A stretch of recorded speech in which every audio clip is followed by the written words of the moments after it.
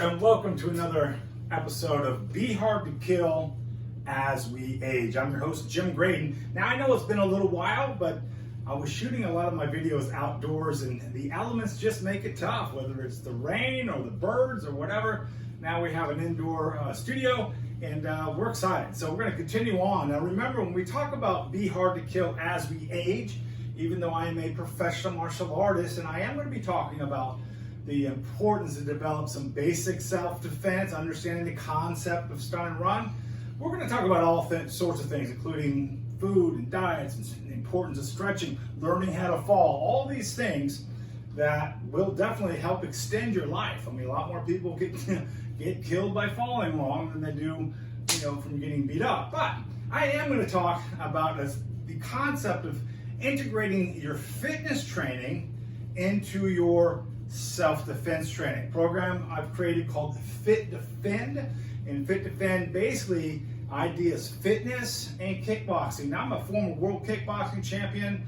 I'm also was a 5-time member of world champion United States karate team. I taught in this area, Tampa Bay, for over 40 years. But what I'm most proud of is I'm really kind of credited with really getting the martial arts and integrating the martial arts with fitness, creating a very successful program called Cardio Karate, then following it up with the Ultimate Body Challenge, or UBC. Why? Because I think shadow fighting, hitting the heavy bag, boy oh boy, if you haven't done it before, you just don't realize just what a great cardio exercise it is, but because you're hitting something, what a great resistance. So you kind of get dual purpose, and at the same time, if you know what you're doing, if you apply the skills, you engage the mind, which always helps time fly by and is more apt you'll do it, but also it gives you some basic self-defense skills. So the basic skill we're going to talk about today is the jab. Now, if you notice the shirt I have on here, this is the greatest jabber of all time, Muhammad Ali.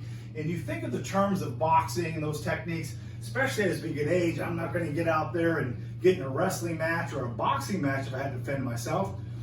But the concept of the jab, and Ali had the best. And I was fortunate enough to work with a man called Joe Louis, who trained with Bruce Lee. And one of the first things that Bruce Lee taught Joe Louis, who taught to me, was a concept called weapon first.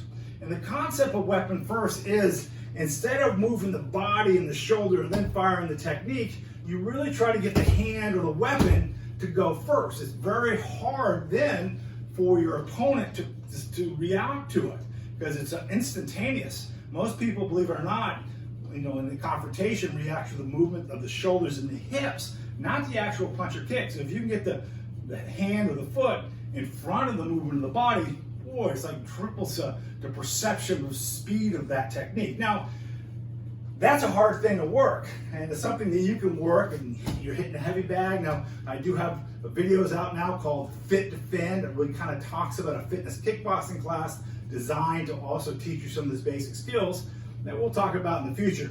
But if we just get a good jab, now in a self-defense situation, there's something that's really important to understand. I'm not looking at 60 years old, getting in a big fight. If I had to defend myself. Again, I want to stun and run.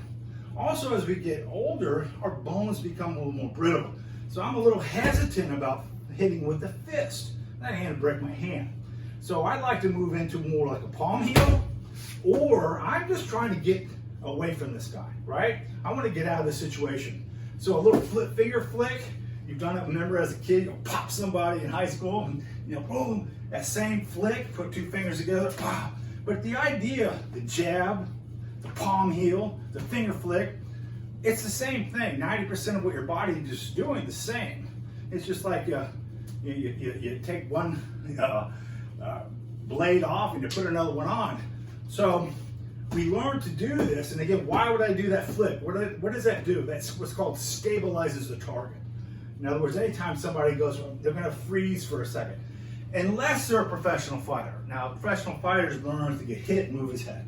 But most people aren't. They get anything around their eyes, and you get popped through the nose, they're going to freeze. Now, in that situation, you can just turn and run, or you can turn, if you have to, in a desperate situation, and stomp the knee.